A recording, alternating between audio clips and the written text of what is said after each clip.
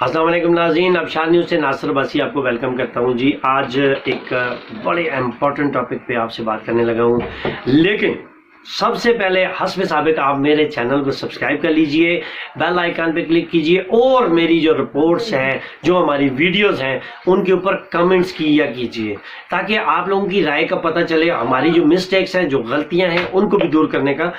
ہمیں موقع مل سکے۔ ناظرین، آج ایک بہت امپورٹنٹ ٹاپک پہ بات کرنے لگا ہوں، کرونا وائرس اور دفعہ 144۔ کرونا وائرس جب سے آیا ہے لاک ڈاؤن ہو گیا، پوری دنیا لاک ڈاؤن ہو گئی ہے۔ 198 پلس ممالک جو ہیں اس کے اندر لوگ لاک ڈاؤن ہوئے ہوئے ہیں، اور صرف اس لیے کہ اس سے بچا جا سکتا ہے صرف حفاظتی تدابیر اختیار کر کے۔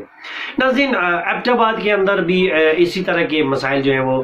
ہیں، لاک ڈاؤن ہوا ہے، لوگ لاک ڈاؤن کی پاسداری کر رہے تھے، ہم نے دیکھا کہ لوگ لاک ڈاؤن کی پاسداری کر رہے تھے، لوگ اس پہ چل رہے تھے۔ لیکن ناظرین، ایک بڑی امپورٹنٹ بات میں آپ کو بتاؤں کہ گزشتہ کل میں نے ایک رپورٹ اپنے ابشار نیوز پہ لگائی ہے، اور میرے بہت میں اپنے آپ میں فخر سمجھتا ہوں کہ مجھے راشد جاوید صاحب جو ہیں ہمارے بہت اچھے سینئر جرنلسٹ ہیں، انہوں نے کال کر کے بتایا کہ جی آپ نے جو رپورٹ بنائی ہے وہ بہت اچھی ہے، لیکن اس رپورٹ کے دوسرے اینگل سے بھی آپ دیکھیں۔ ناظرین، اس دوسرے اینگل پہ ہم آج بات کریں گے کہ عوام کے لیے بنیادی سہولیات جو ہیں ان کا بھی فقدان ہو گیا۔ ناظرین،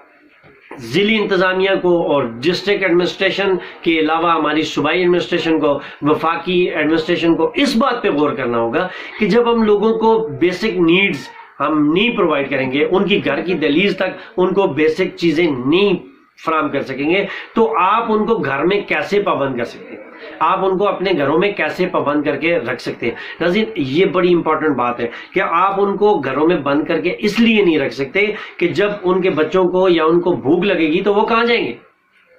وہ ڈیفینیٹلی وہ باہر نکلیں گے۔ تو ان کے باہر نکلنے کے حوالے سے آپ لوگوں کو ان کے لیے جو بنیادی نیڈز ہیں، ان کی جو بیسک نیڈز ہیں، وہ آپ کو ان کی گھر کی دہلیز تک پہنچانے پڑیں گی، اور کھانے پینے کی اشیاء کی عدم فراہمی، اور پینشن اور تنخواہ لینے والوں کے لیے انتظامات۔ ناظرین، میں نے کچھ دن پہلے یہ بات سنی تھی، کسی نے مجھے بتایا تھا، ہمارے پوسٹ آفس سے ایک دوست تھے، انہوں نے یہ کہا تھا کہ جی ہمیں وہاں سے تو چھٹیاں ہو گئی ہیں، لیکن ہماری ڈیوٹی اب یہ لگی ہے کہ جو پینشنرز ہیں وہ ان کو بینکوں میں نہ آنا پڑے، تو اب ان کی ایک لسٹیں کمپائل کی جا رہی ہیں، ہم ڈور ٹو ڈور جا کے پینشنرز کو ان کی پینشنز دیں گے۔ تنخواہ دار طبقہ جو ہے، وہ تنخواہ دار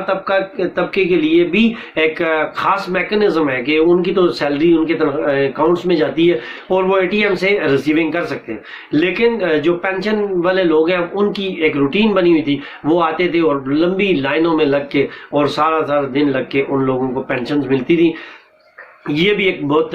ویسے بری بات ہے، لیکن ان کی جو پینشنز ہیں وہ لے کے ہی وہ اپنے گھروں کے گزارے کر رہے تھے۔ ناظرین، اس حوالے سے گورنمنٹ کو بڑی امپورٹنٹ جو ہے اس پہ پیش رفت کرنی ہوگی۔ اگر آپ کرونا وائرس سے اپنے پاکستان کو بچانا چاہتے ہیں، اگر آپ یہ چاہتے ہیں کہ کرونا وائرس سے ہمارے لوگ جو ہیں وہ محفوظ رہیں، ہمارے لوگ گھروں کے اندر رہیں، تو ان کے لیے ایسا ماحول بنانا پڑے گا، ایسا سازگار ماحول بنانا پڑے گا۔ میرے وزیر اعظم، میری صوبائی گورنمنٹ، میری ضلعی گورنمنٹ، ان کے لیے ایسا ماحول بنائیے کہ وہ لوگ اپنے گھروں کے اندر رہ سکیں۔ جب آپ ان کو بیسک نیڈز نہیں دیں گے، جب آپ ان کو یہ آسانیاں نہیں دیں گے، تو وہ کیسے جائیں گے؟ ڈپٹی کمشنر ایبٹ آباد سے میں کہوں گا،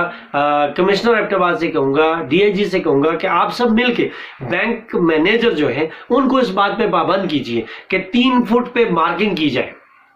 کم از کم 3 فٹ پہ مارکنگ کی جائے، اور اس 3 فٹ کے حساب سے لائن جو ہے وہ چاہے 1 کلومیٹر لمبی بن جائے، لیکن وہ 3 فٹ پہ مارکنگ ہو، اور کوئی بھی بندہ اس لائن پہ ایسا نہ کھڑا ہو جس نے ماسک نہ پہنا ہو، جس نے گلاؤز نہ پہنے ہو، جس نے حفاظتی تدابیر نہ کی ہو۔ جب آپ ان چیزوں کو ایسے بنائیں گے، لوگوں کو بھی اس حوالے سے تھوڑا سا پتہ چلے گا ہم نے کرنا کیا ہے۔ لوگوں کو اس حوالے سے ابھی اس کا اندازہ نہیں ہے۔ میں کس طرح سے بتاؤں آپ کو، میرے پاکستان کے لوگوں، میرے ایبٹ آباد کے لوگوں، میرے دیہاتوں کے لوگوں، میرے گلیات کے لوگوں، میں کیسے آپ کو بتاؤں کہ یہ بہت خطرناک وائرس ہے۔ اللہ نہ کرے اگر یہ پھیل گیا تو ہم لوگ اس کو قابو نہیں کر سکتے، ہمارے لیے مشکل ہو جائے گا۔ آپ کا لاک ڈاؤن جو ہے بلا شبہ اس سے آپ کو بہت سارے مسائل ہیں، مزدور کو بہت پریشانیاں ہیں، سب کو بہت ٹینشن بن گئی ہیں، لیکن یہ لاک ڈاؤن جو ہے یہ اس وقت واحد حل ہے۔ اگر ہم اس پہ صحیح طریقے سے کاربند ہو جائیں تو اس لاک ڈاؤن سے ہم لوگوں کو فائدہ ہوگا، نقصان میں ہم نہیں جائیں گے۔ नाज़रीन, इस हवाले से मेरी डिप्टी कमिश्नर से और कमिश्नर एबटाबाद से और ज़िली इंतज़ामिया से ये गुजारिश है कि बैंक के मैनेजर्स को इस बात पे भी पाबंद बनाइए कि आपकी जो ATM की मशीन्स है उसके अंदर स्टेलाइज़र पड़ा हुआ है कि नहीं। अगर उसमें नहीं पड़ा हुआ तो उसको बाकायदा सजा दी जाए, उसके ऊपर सख्ती से अमल कराया जाए उनसे कि इस वक्त जब लोग आते हैं वो जाते हैं, जब सैनिटाइज़र से हाथ उन्होंने जब तक साफ नहीं किए हैं, वो जब उस पे बटन पे क्लिक करेंगे उनके हाथ से अगर वो वायरस वहां पे चला गया, फिर दूसरे बंदे से वहां पे कन्वर्ट हुआ, हु इज द रिस्पॉन्सिबल? कौन है उसका जिम्मेदार? उसका जिम्मेदार कौन है? नाज़रीन, इस हवाले से हम अपनी डिस्ट्रिक्ट एडमिनिस्ट्रेशन को ये ज़रूर कहेंगे कि आप इस हवाले से फौरी एक्शन लीजिए ताकि लोगों के लिए ज़्यादा से ज़्यादा आसानियां बन सकें। और सिक्योरिटी गार्ड जो है उनको इस बात पे पाबंद कीजिए कि सिक्योरिटी गार्ड जो है वो उन लोगों को लाइंस में खड़ा करें, और स्पेसिफिकली बाज़ारों के अंदर जो हजूम खड़े हुए हैं, मुख्तलिफ कोनों में जो खड़े हुए हैं, आप लोगों से गुजारिश है कि आप लोग अपने घरों में रहिए। दफ़ा 144 लगा हुआ है इस वक्त, सेक्शन 144 लगा हुआ है, और सेक्शन 144 से अगर आप लोग 3 से ज़्यादा लोग एक जगह इकट्ठे होकर मजमा बन के आप लोग बातें करे हुए तो आप लोगों को सीधा जेल जाना पड़ेगा। तो इस हवाले से मैं आपको अपडेट कर रहा था और मैं अपनी गुजारिशात भी मैंने पेश की हैं। उम्मीद करता हूँ इंशाअल्लाह ताला डिस्ट्रिक्ट इंतज़ामिया भी इस पर अमल करेगी और मेरी पब्लिक भी इस पर अमल करेगी, और इंशाअल्लाह हम सारे मिल के पाकिस्तान को कोरोना वायरस से बचाएंगे। हम सारे मिल के पाकिस्तान में कोरोना वायरस का मुकाबला करेंगे और जो मर्दी से करेंगे। अब शार न्यूज़ से नासिर बासी को अगले प्रोग्राम तक के लिए इजाज़त दीजिए। इंशाअल्लाह अगले प्रोग्राम में आपसे फिर मुलाकात होगी, तब तक के लिए इजाज़त दीजिए। अल्लाह हाफ़िज़।